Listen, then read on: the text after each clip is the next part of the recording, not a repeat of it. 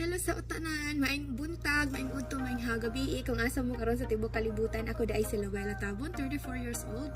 Na ako karon nagpuyo sa Pilipinas. So na ako itulo ka buk anak, andayon nursing student ko karon. Tungod ani nga business nga ako i-share sa inyo, ang nakatabang sa ako nga kanang ma-provide na ako ang akong mga panginahanglan sa akong pamilya, makatabang po sa akong mga pamilya. So ako di ay na ako kanang i-share sa inyo, pero usa pa na ako nga ipahayag akong i-share sa inyo ang business karon.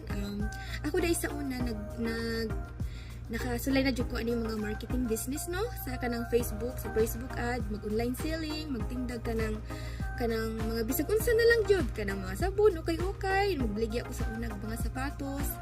And then karon mo jud magdugay tungod lang kanang dili jud maayo ang kanang system gani nga akong nagamit kag uban wajud makalahutay.